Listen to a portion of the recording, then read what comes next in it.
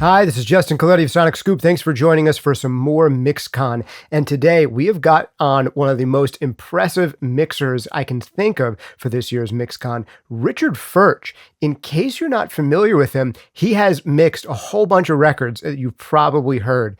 This is a guy with more than 400 album credits. A couple dozen of them have been nominated for Grammys. A half dozen of them have won Grammys. He's worked on countless gold, platinum, and even diamond-selling albums. I don't know if you even knew they made diamond-selling albums, but they do. That's 10 million or more. So when you got a couple diamond-selling albums under your belt, you've actually worked on a large percentage of the diamond-selling albums that there are. So Richard Furch, really impressive guy. He got his start very early on in his career working with artists like Outkast on Speakerboxxx, Love Below, Usher, Fountains of Wayne, and so many more. Later in his career, as he got more and more heavily into mixing, he started mixing for some major artists like Prince, Jay-Z, Frank Ocean, Tyrese, Snoop Dogg, The Weeknd, Boyz II Men, The Game, and so many more. In recent years, he's also started to work with an increasing number of artists from Asia, particularly China, Singapore, and working with major stars over there too, racking up billions of YouTube streams in the process. Super excited to have him on today. We're going to get a lot of insights from Richard. He actually works a lot on his mixes, as you'll see, starting from stems. He likes to pick up where the producers left off, beginning with their wet stems and keeping dry versions of their stems and tracks underneath that he can switch to as needed. In particular, I think we're going to get some great insights into mixing drums and vocals in the pop style. He really goes deep and gives us a lot of detail in this masterclass.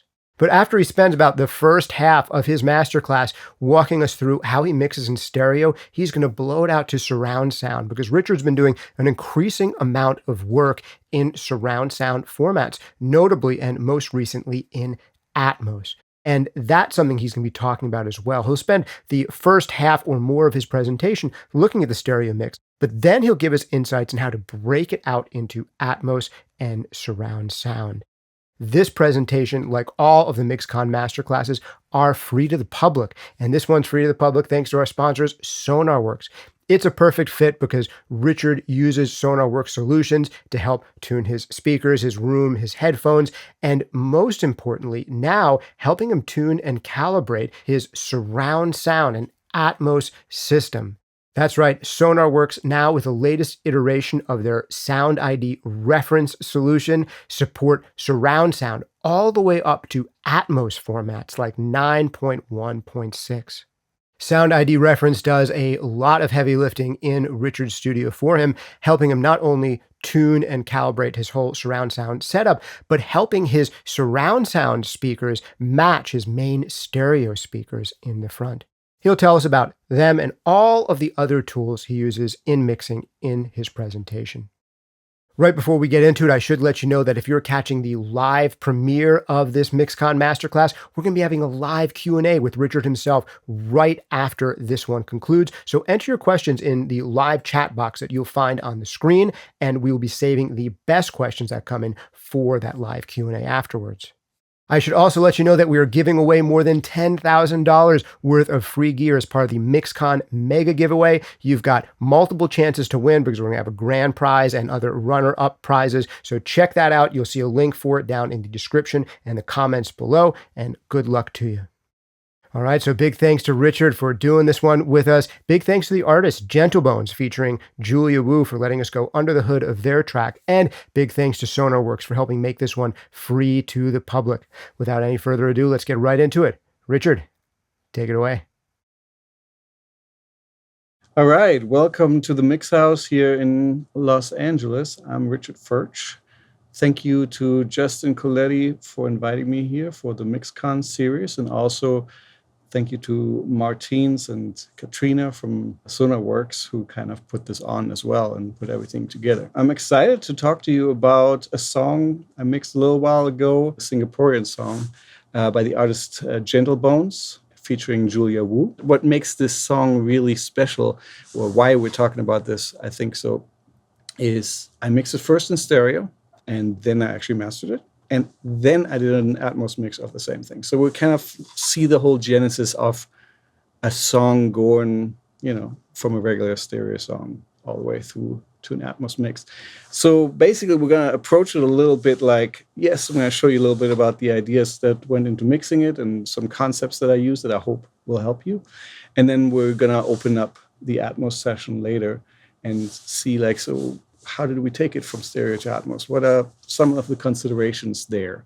And altogether, I hope you take a lot of knowledge from that that will inspire you for your own production and your own mixing work. So this song is called Modern Romance. It came out earlier this year, like in February, I believe. So let me play you a little bit of the song so you have an idea what we're talking about. Just going to do top to the end of the first chorus so you have an idea, style, etc.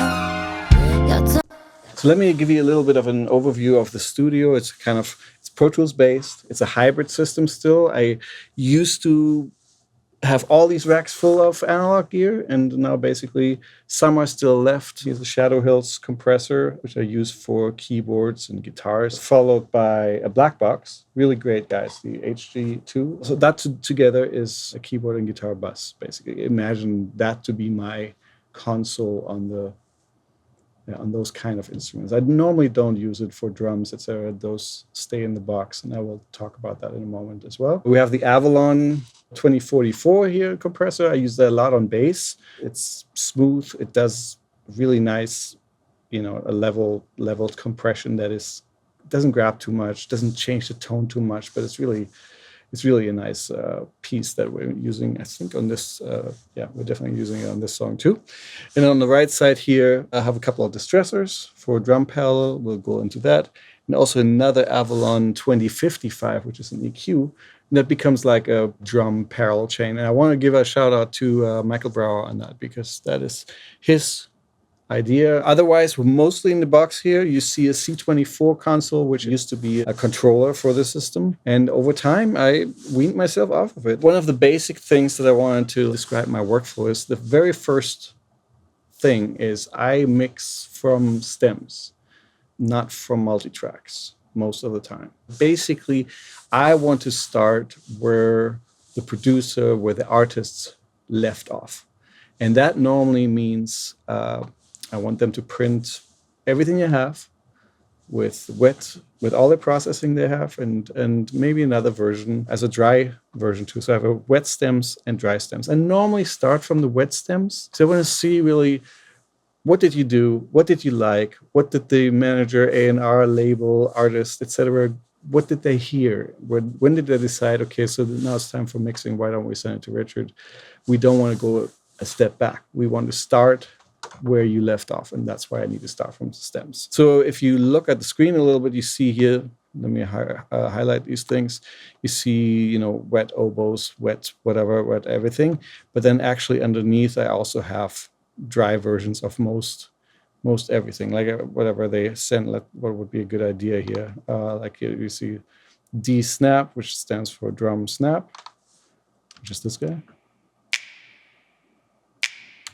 Not particularly amazingly, outstandingly different, but then there's also the dry version underneath.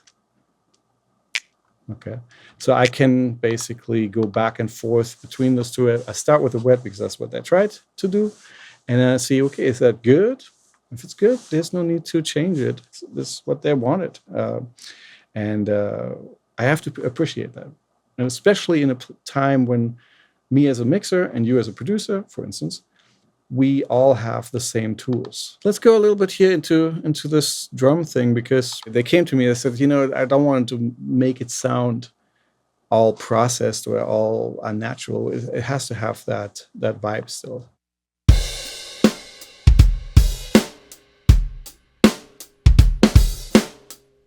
So you see like a bunch of kick drums edited so that I don't have to gate everything. I don't really like gates. I like a clean signal that I can work with, but it's also being triggered. Love the Slate stuff, that trigger too. I mean, if you don't have it, you need to have that. This is my drum sub. Very often people send you the same layouts, kick in, kick out, kicks up, snare top, snare bottom, etc., etc.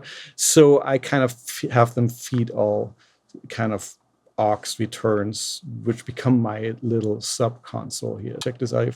Just the kick, the regular kick. Then that sample with it.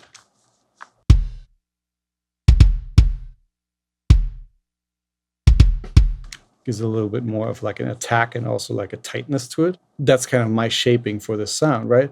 But what I also like, auto align.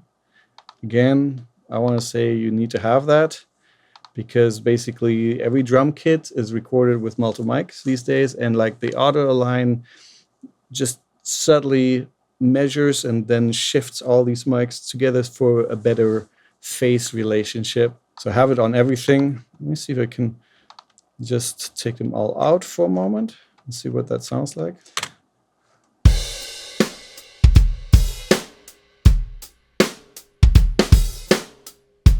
And on.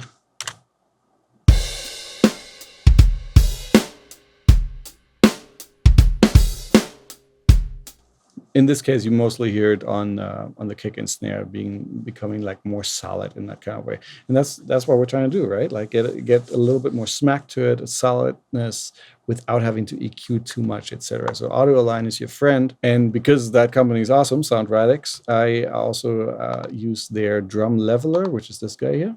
I do like compressors. That's cool, but compressors they change your level. Cool, that's why we want to compress. But they also do change the sound, like it makes something tighter or make it a little floppier, for a lack of a better word.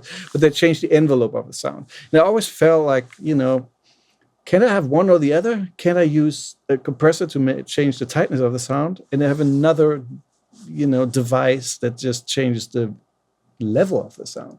And that's basically what drum leveler does.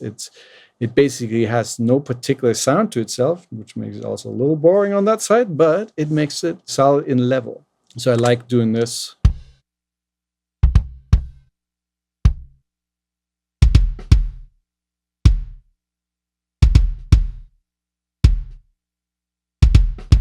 So basically, in the limited dynamic range, everything gets like pushed towards this target level, but the sound doesn't get changed. This is just the level, which I really like. For the snare, I have 5 little snare returns here, because it's the same thing. I want to take a sound that is real, the snare recording. I want to embellish it. I want to enhance it. So we have something like this, like check out the snare.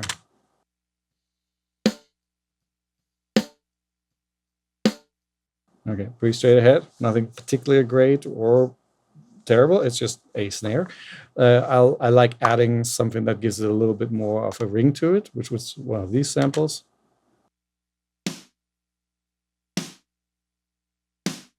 Gives it a little length, and also you hear a little brightness. So together it would be this. Add a little verb, which is also in my case a sample of a verb thing to keep it tight, like this.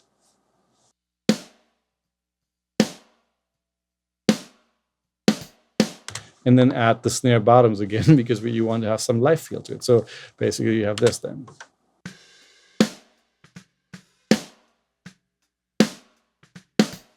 So basically you go from just the snare mic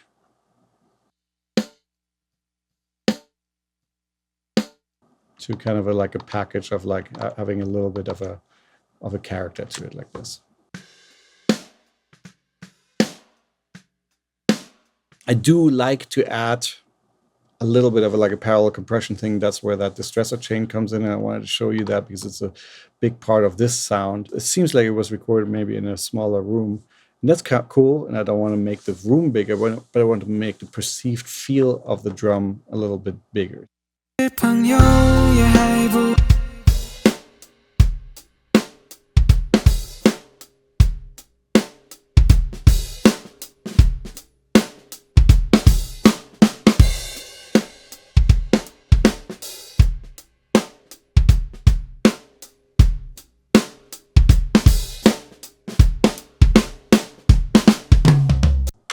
Yeah, so you get a little bit of a heft, you get a like, kind of a surrounding part of the sound, like it lifts all the little bit of the ambience that's actually in the recording and lifts it up and gives you a little bit more of an excitement without sounding unnatural. Again, I don't want it all compressed. I'm going to leave the bass alone here, and the reason for that is when I mix, I most of the time mix the bass last, and the reason is that I'm trying to clean up the bass, the bottom end of the record before I put in the bass, and then the bass kind of slots right in where it should be. There's some percussion loops, same thing as I mentioned before, they're wet.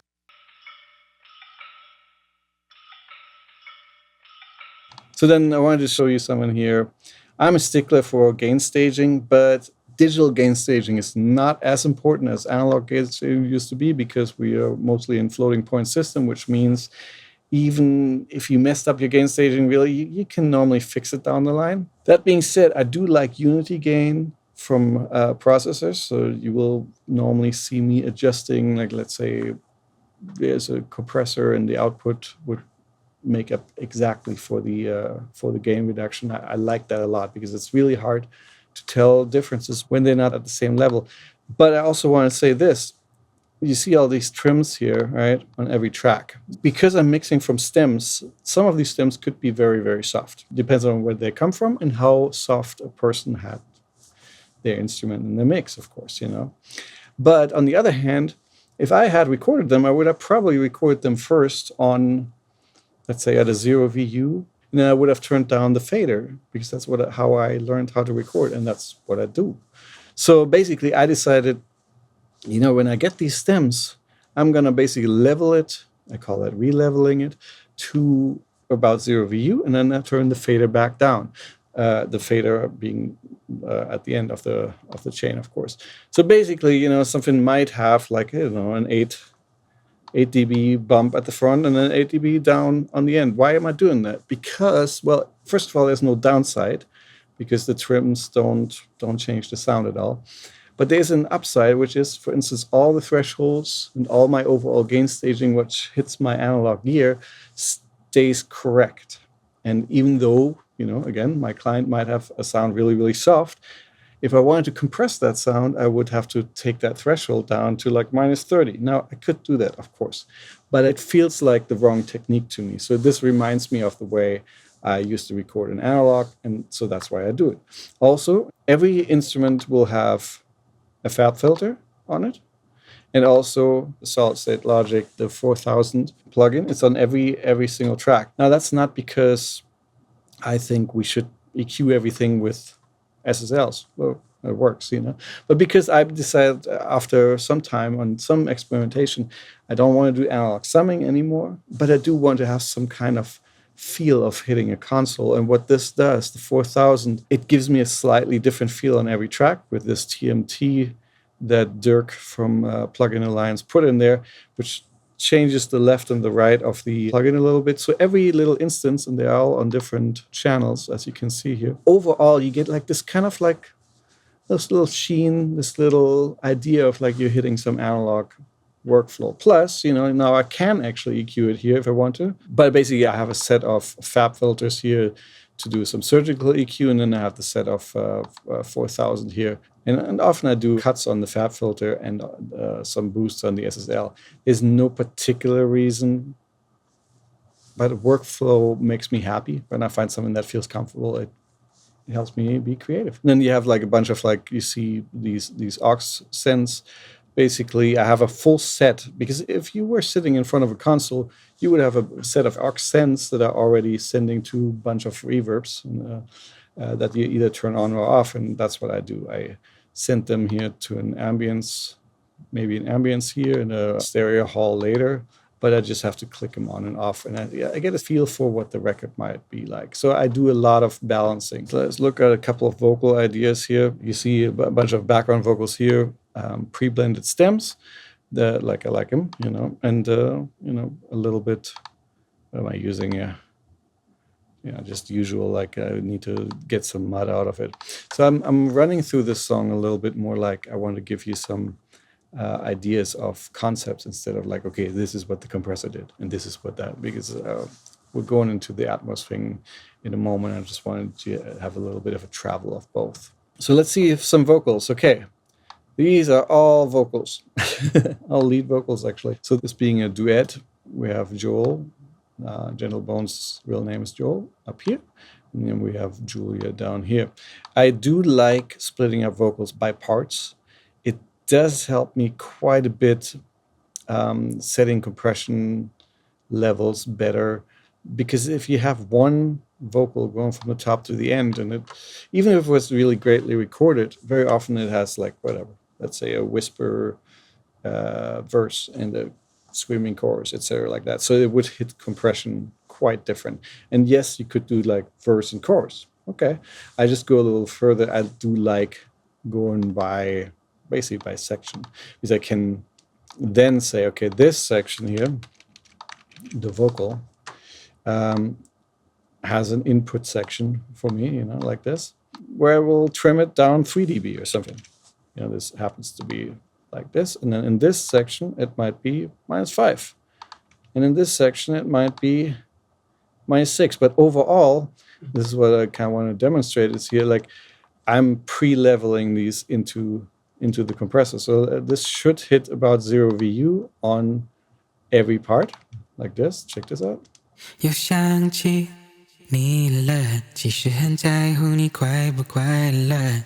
So it's about 0 VU, right? And then let's go to that chorus here. This part here. Open this guy up. Come on, guys.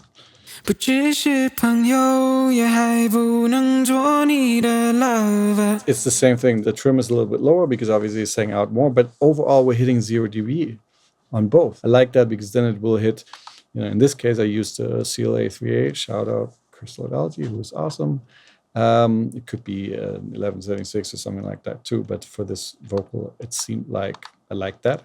But you will have a reasonable amount of compression on the verse. Check this.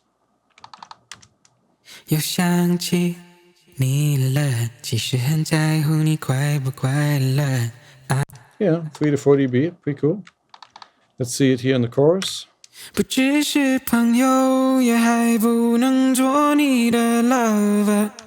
It has also like 5 dB or something like that. So if I didn't make this adjustment in advance, then maybe I would have only 2 dB gain reduction on the verse and 10 on the chorus. I kind of don't like that. It doesn't feel like it supports the actual performance. Then we have a little both static and a dynamic EQ to get out some mud, etc. Let's see if we can do this. I wish you knew. The max volume is a great little parallel compressor I like. If you see this at the end of a vocal line, it has it kind of rides the end of the line up. Check that out.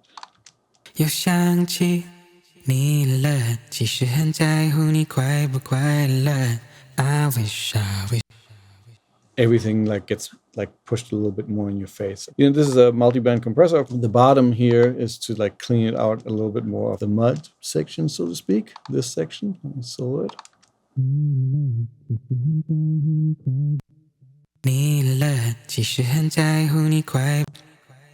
Very straightforward. You've seen it in other places, of course. And the top section here is a slightly different approach. Now you could do something like take an EQ and push a lot of presence, and then push back down what hurts you, for instance, right? You could do that. So in this particular case, I decided the other way around. I just kind of wanted to see, can I get more presence out of the end, out of the softer parts of the line, so that where it becomes less present, it becomes pushed up. And that's kind of what this processor does. Check out how it moves here for a moment. 又想起你了，其实很在乎你快不快乐。I wish. It pushes up gain at the softest parts, and then only if when it gets loud, it gets pushed back down. And so it kind of like keeps the end of the line present. So without that, actually, it would be sounding like, well, let's turn the whole thing off like this. 又想起你了，其实很在乎你快不快乐。 And turn it back on. 又想起你了，其实很在乎你快不快乐。 You get like that presence. Now, there's a couple of different ways to do this, but this one worked really nice. That channel strip, I've been using it for a very long time. Between channel strip and FabFilter, you can get into great places all the time. So I do like it, having a little bit more of a boost after the compression, etc. And then it goes through a couple more, there's a little bit of a de-essing, tiny bit of a shaping, and getting rid of more low end because it's always rumbles here and there. And then finally, I think there's another one, another EQ. Why are these cumulative? Well, in the heat of battle, one EQ might work, but then your client might say, okay, everything sounds great, just kind of have like a bump, a warmer vocal. This is kind of what I would do if they set that kind of stuff. 200 hertz gives a little bit more bump here, because we're living in a time where like plugins are good and they sound great. I'm not afraid of cumulative EQ, and that's fine. We don't have to like reset the EQ and then make a new curve. We can add it. I think it's fine. As far as reverbs goes, I love relapse stuff. The 480L. I used to have the 480 for a very long time. I actually had the real unit. When Relap came out with the LX 480, I jumped on board and I beat it. It's the same. I could not tell the difference. I'm a fan of plates, stuff that doesn't linger around too much, so that you can get kind of like a clean sound of like a splashy reverb without muddying up the low mids. As far as mixing goes, I always start with the drums. It puts the record into place. It gives you an idea of how deep it goes, how high it goes, like from the kick drum to the snare drum. I probably mix the whole instrumental into shape, then add vocals and work on vocals, and then go back and see where the two kind of meet and what needs to be done. And overall, there's a lot of headphone mixing. It used to be mostly speakers, and I have a fantastic speaker system here. But let's be real, like most people consume our music on headphones and sometimes on phones, of course.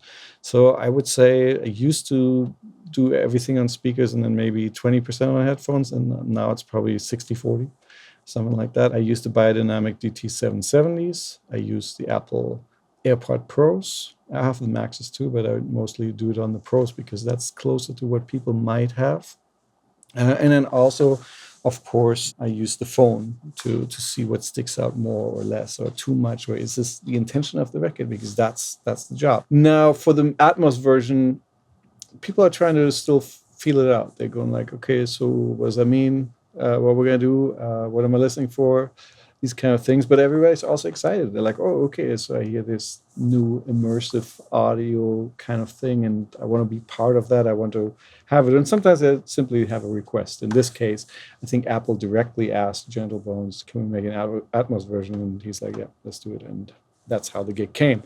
So that being said, let's talk a little bit about my setup. Again, this is the hybrid system, but actually for the Atmos part, it's a full digital system. At this point, we're not talking about distresses anymore or shadow hills, etc. We're now talking about a fully flexed 7.1.4 system, which means 7 speakers around, 1 LFE sub, and 4 heights. So 2 in the front, 2 in the back. So now with that kind of system, and you see it around here, comes some new challenges. So beforehand, stereo system, right? I have something that's called a Carl Tatz Phantom Focus system here, which is a very, very specific installation to my room. It's these are Focal Twin 6Bs but they actually don't sound like any other vocals because they actually have 2 subwoofers with them. And it's ruler flat to like 20 hertz. It's really an experience. I'm really proud of this room. It sounds amazing. So now basically, I was like, okay, let's do this Atmos thing. So I decided, you know what? I already had a 5.1 system, regular, not Atmos, just a surround 5.1 system that I had started with JBL speakers. And they surprisingly worked really well in my 5.1 system with the vocal speakers. They kind of complemented each other pretty well, even though it is obviously a different speaker design. So it's like, you know what? To get started with this, let's complete the system. So now I have center, left, right, and the surround left, rights, they're 308s, and then the heights are also JBLs. But what happens now is like you need to put the installation into place. You need to figure out where should these speakers be, how far from each other should they be, etc. And there comes a lot of little math and measuring and trying to get it right. And lasers, I like lasers. I mean, who doesn't like lasers? And this is really where SonarWorks came in, and I was aware of them, of course, because of the headphone implementation that they had, and also speaker implementation. But you know, just like if you follow me, I didn't need speaker tuning. My speakers are fantastic, but I needed an Atmos version of my fantastic speakers. And I told Martins, who works for SonarWorks, I'm like, what I really wanted was basically clone my front speakers, who I trust a lot, to the entire rig, you know. And this is kind of what it does. So if you look at the Sound ID reference plugins, there's a measurement of the room. There's, I don't know, he would tell you exactly 32 or so measurements, and it gives you a curve. And then from that curve, the plugin can then derive where you want to go. And basically, SonarWorks' first idea was, hey, you should have a flat target. Then you also have the Dolby curve for the Dolby Atmos implementation. Looks kind of like this. And it's also a curve that you can achieve after you measured your room with this. And I also have a custom target. What is the custom target? Well, I named it the roughly phantom match. And the reason is because this phantom focus system I'm really used to. I've been sitting in this room for 12 years now. I know exactly what it sounds like. I know exactly how it translates my mixes.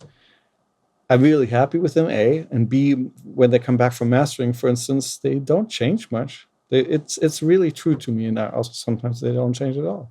So I told Martins I need a way to do all of this. Like, I need to be able to go to a Dolby Atmos curve with a click, or to someone that I really identify with, where I said, like, this feels like the speakers I've been listening to. So basically, I mix maybe on my phantom focus curve for a lot of time, but I double check it, of course, in the Dolby Atmos curve. You kind of need to see where it lives in the world. And that really works. So the best part of it is like wherever you had your speakers and with those measurements that they took, basically all of that became automatic. The other thing I wanted to point out is I'm in a stereo mix room, or one that was designed as a stereo mix room, and I'm expanding, where I did expand to an Atmos room. But I didn't want to start over. I didn't want to rip out my whole system and replace it. So I wanted to find a way to add to the stereo functionality. And in my case, that worked best with the monitor matrix. I'm going to click on it here a little bit. It's from here to here. Basically, that returns the signals from the renderer. In case you don't know how this works, Pro Tools sends to a Dolby renderer. It comes back from the renderer, in my case, and goes back into Pro Tools, and is being then fed to my speakers. And this is where basically the sound ID reference lives on one of these aux returns. But basically, I had to build like a monitor matrix into my Pro Tools session, which addresses the 7.1 speakers and addresses the height speakers over here. And Atmos session by itself, most of the time, is not as involved as a stereo session, in my experience. And the reason for that is we're basically now taking something that was already mixed as stereo. We're printing stems, and I've done that. You see the lead vocals, backgrounds. You know, there's some guitars here, keys, etc. And we're basing our Atmos mix on the stereo version of the song. And why is that? I mean, to me, very, very straightforward is we just made the decisions that everybody was happy with. So what is the point now? Do we make a very adventurous Atmos mix that is totally different? We could, But in many places, I think, and this is just a musical decision, what we have decided in stereo, we want to keep that feeling and expand it from there. And just like I said earlier, I think the rough mix sounds like this, stereo mix sounds like this. And if I'm successful, then the Atmos mix sounds even wider. And that kind of makes sense to me. In this case, I've put all the live drums on a stereo stem because I don't think I would have pulled them into different places in the panorama, so to speak, and strings as well. I think it's a good example of we know what the mission is, and this is the fastest way to get there, which is like transfer these stems and then kind of like reposition them slightly, smartly. It's not just like we're panning them here and there and then we're done. It's not like that because, well, I'll tell you in a moment why that is. So level-wise, what you see is every stem is turned down 8.5 dB, which is a huge, huge amount. And that is because Atmos has to adhere to Apple and Dolby norms, which means they cannot be louder than -18. Now, the record we just mixed was more like, -10, -9 or something like that, which is kind of where that kind of music would live, but that's still way too hot. First thing I do is I turn down the level so that it roughly plays in the -18 range. I would say that here in this little integrated meter.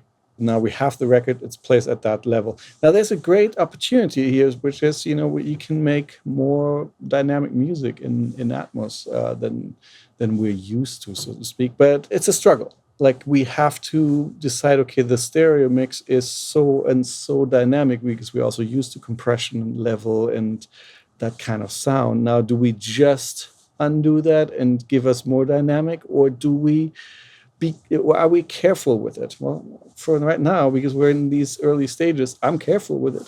I'm trying to leave the same intention, even though the level is lower. But that's what has to happen. So your Atmos mix will always be much softer than a stereo mix. The other interesting part is that has to happen is the Atmos mix has to match the length of the master exactly.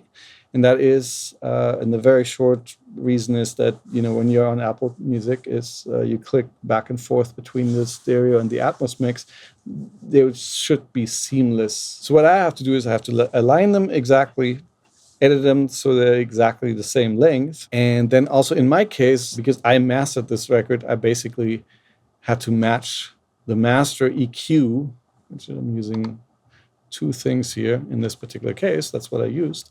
And I basically put them on every stem because basically the stems where they're unmastered. Now, what you see here is you have the Dolby panel. So these are the two lead vocals that are now, you remember in the other sessions, there were like 10 tracks each.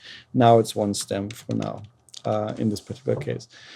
And you have this Dolby music panel. So we have a little bit more space with these speakers, of course, but we're also trying to get the stereo mix to translate / be the same in the Atmos, the same but better, the same but wider. So what doesn't work is if you just take your stereo stems and basically put them into some objects. These are these objects which appear over here in the renderer as places that you can pan around in this three-dimensional space. If you just do that, it just doesn't come out the same. There's some things that you notice more often than others, some things that happen a little bit differently in every mix. For instance, I feel that the lead vocal is always a little softer than in the stereo mix, and also a little bit more, for lack of a better word, more reverby. That is part of the translation from stereo to Atmos. So I actually have to decide, so is that good? Okay, cool, then I'm good. But in many times I have to basically do a couple of changes to my stems in order for them to appear as if I was never there. So basically in this case, you see this here, I turn it up by 0.6 dB. I might pan this left to right. There's an object left and right, but I play with the phantom center a little bit by adding a little bit of this center channel in the bed. So maybe a little word on that.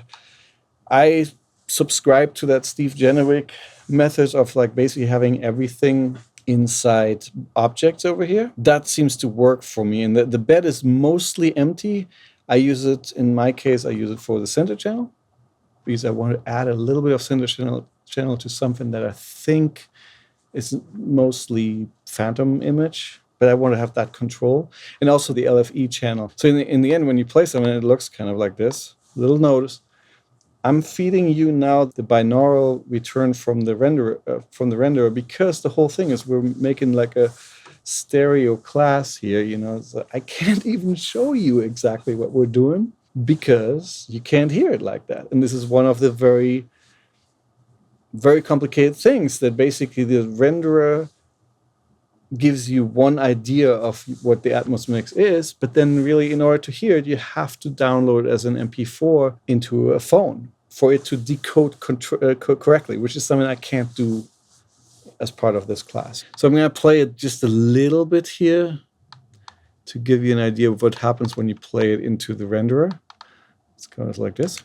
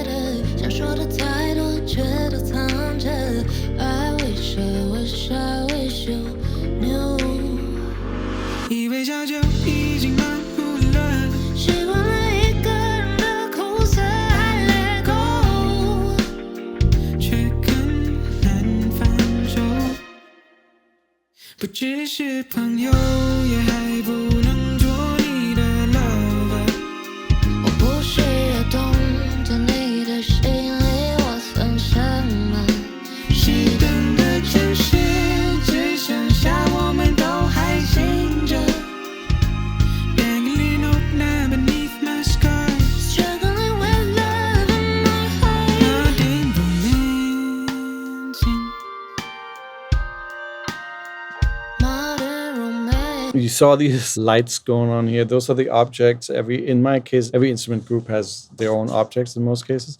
I don't know if you saw them here in the corners. Those were reverb returns. I like to have like a quad reverb on the bottom, 7.1, and another one on the top for the high channels. The cool part is they're the same as the reverbs in my stereo template. So it's a very familiar sound to me, but I can also just say, okay, cool. Let's say we have a pad. Put the pad in that reverb on the 7.1 plane. Okay, pretty nice. And then add some more in the height plane. And you can also, obviously, you have Atmos reverbs. You can do that with those as well. I find a combination is pretty good. Like I do like the localization of this kind of reverb where I can say, okay, well, how about we put a splashy reverb in the back and at the same time put something like in the height, but like maybe panned a little bit differently, like maybe not all the way in the back, but maybe halfway. These here are the returns for these reverbs, and they go into these objects that then appear. So the button doesn't appear here. 1, 2, 3, 4, kind of around there. I'm going to play a little bit so you see where they light up, so you know what I'm talking about.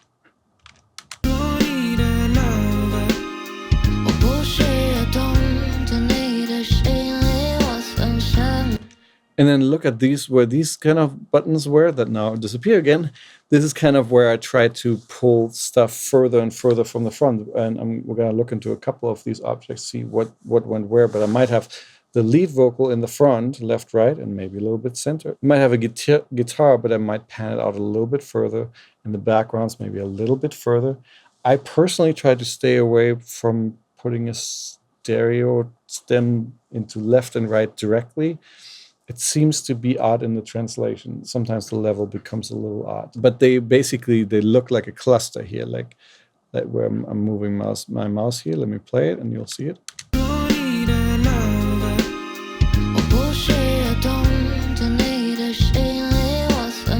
And then what's really cool, where that panner comes in, there was one of the objects that kind of was moving around. We're trying to find some movement in the whole thing too. Let me see if I find it again.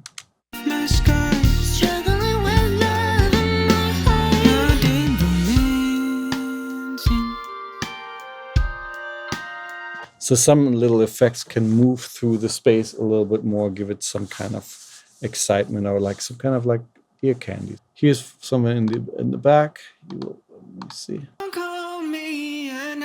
This is an idea of like something that's been pulled off from the front, but it's actually not in the high channel.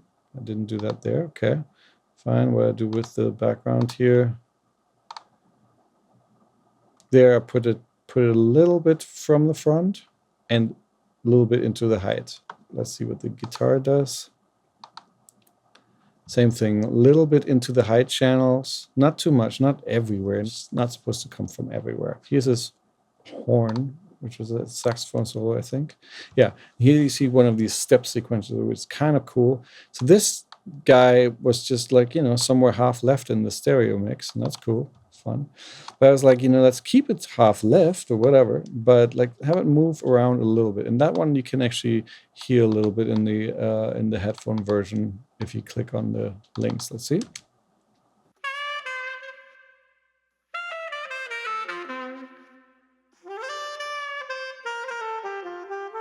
It goes back and forth like that.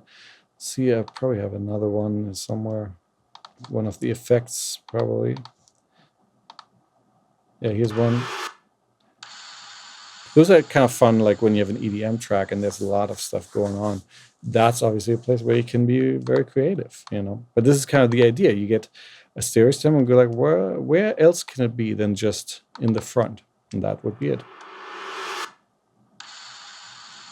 The bass is a little bit of an exception to what I did so far.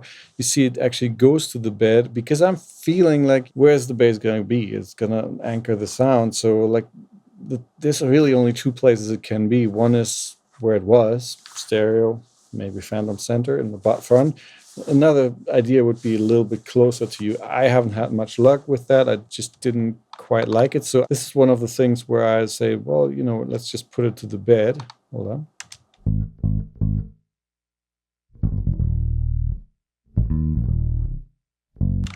Right here where the lights, this is the bed up here.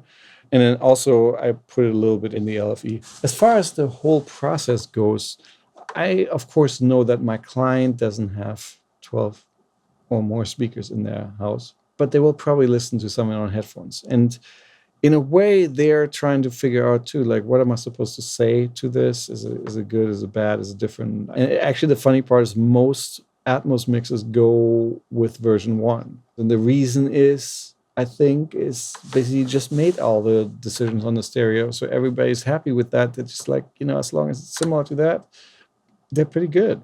But it also means I have to, in my process, go through that too. Like, okay, nobody has these speakers. What are we going to do? In my case, I do like to start in binaural in the headphones. I get the mix together. It's like I'm trying to figure out, okay, so what does translate, what doesn't. I try to keep in mind that in the Apple renderer, things sound a little different and a little bit wetter. So there's a little bit of a compromise. So I start with the binaural in my headphones. I try to roughly put stuff where I think like, okay, this could work. I try to see what it has, what kind of effect it has on the stuff I hear in the headphones. And then I double check it on speakers.